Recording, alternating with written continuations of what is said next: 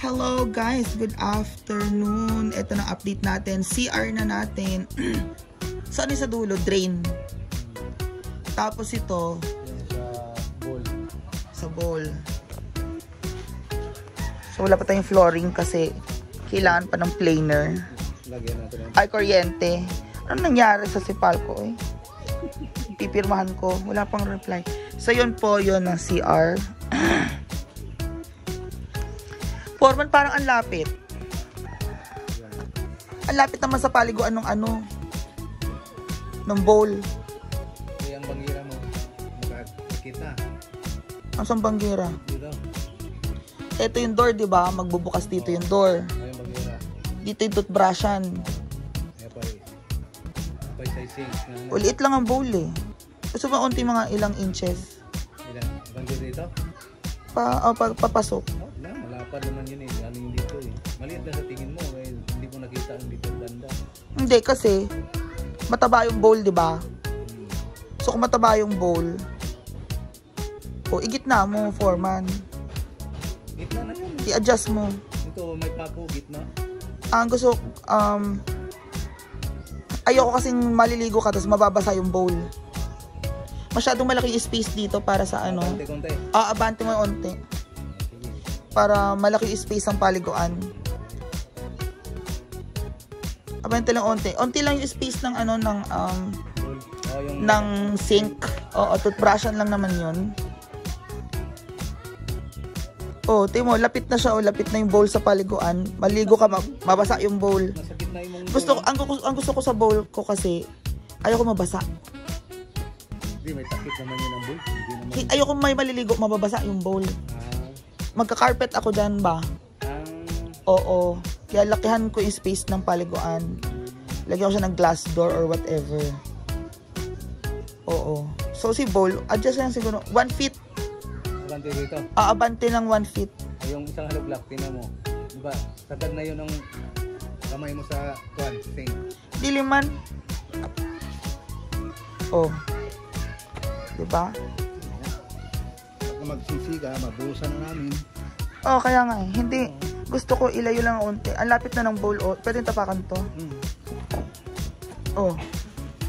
Ang lapit ng bowl. Sa paliguan. Oh, dito yung sink. Dito lang.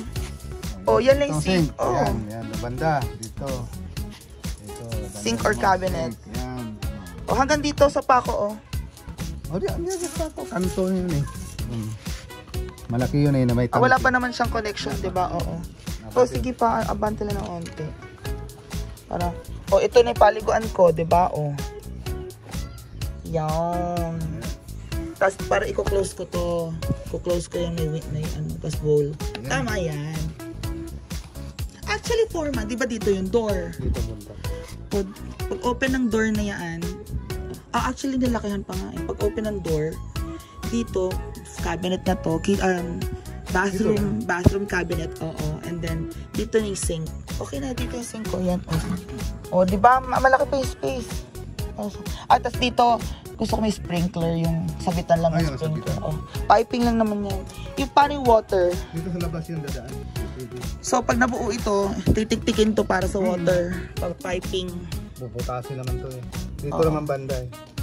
Sa may bowl. Tapos dito So this is, ito shower.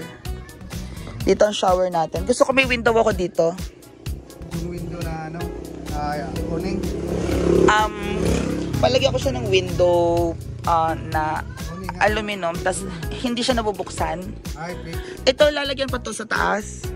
Lalagyan pa yung hollow block. Yung glass block natin lagay parang puro delikado bababa. No, I want ventilation. Maliit lang. Lagyan mo maliit na ganyan na window. Doon, dito. Yung nagaganon, yung parang sa CR na maliit doon. Hindi mo maabot. Hindi, mabubuksan, open naman siya or... Maliit lang kasi liit lang ng ulo mo dahil ganyan lang oh. Liit lang. Sige, okay lang malaki. Total may grills naman yun. Oo, papalagyan natin ng grills yan. Maliit, pero liit lang foreman. Liit lang ganun yun, di ba? Hindi, walang bata lang makadaan doon. So, yan. Yan, tama. Oh, tas liit lang yung ventilation siya. Vent siya na ano na or pwedeng mahaba, no? Or habaan mo na lang. May grills naman yan eh. Tsaka ito yung window dito. Ganito siya, Foreman. O, gusto ko ganito. Kahit nagsha-shower ka. Ganyan dito. Haba siya. Haba siya na ganyan. Pataas. Oo, rectangle. Fixed glass. Tapos, ilagyan ko ng opaque na ano, tinted. Oo. Yun. Para may ilaw, maliwanag. Ayoko may madilim na part sa bahay. Yung CR usually madilim. Ayun. So, ito, nadagdagan na siya. O, diba? Malaki na yung CR. Tama. Spacious siya. O. Kasi ayoko yung maliit na CR. Sa apartment ko, maliit na CR ko. Ganito lang, o. Andito na yung bowl. Maliligo ako. Basa na yung bowl. Ganun ba? Ayoko na ng ganun. Kaya nga nagpagawa ako ng bahay para gusto ko may carpet. Lagyan ko ng carpet yung ano. Para medyo social. Chares. Diba? Or hindi yung carpet. Yung parang ano, may...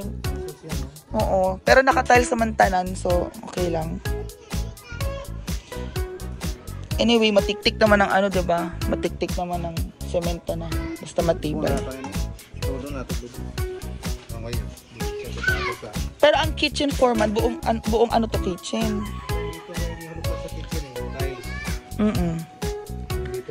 So, actually, open pa naman siya, diba?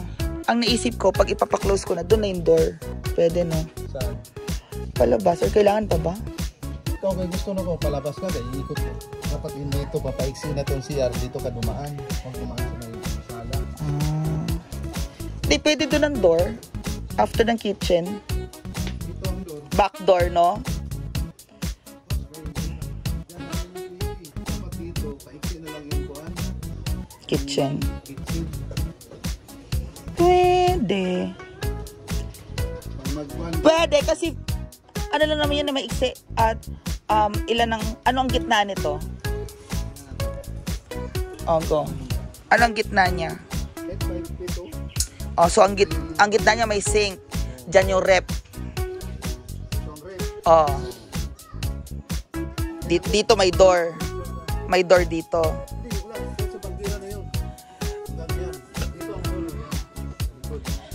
So pwedeng dito rin yung rep. Bigyan mo ng space ng rep kung ilang ano. Tama. Dito ang rep. Ay, dito ang rep.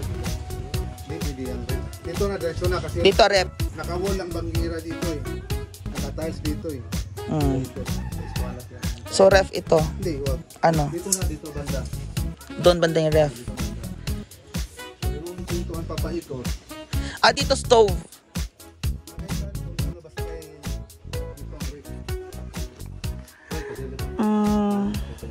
Papadiran ako kay Ricardo ang bato. Papadiran yan. Meron yung pader, diba? Laking ulo, tapos yun dito. So, yung halublag ng pailang ang kuhan dito sa pagbangira dito. So, yun nga. Daritso siya, daritso. So, yung pintuan palabas, saan? Saan na? Dito sa balon. Yan, yung dito.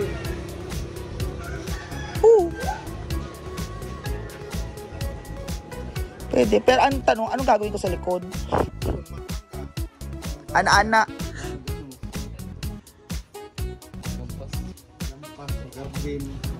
Kahit wag na. Sa baba may papag na, oh. Sa baba na. Or sa deck na. Iyaw-iyaw, oo. Tama na yun. Sa bagay, open pa naman to karon.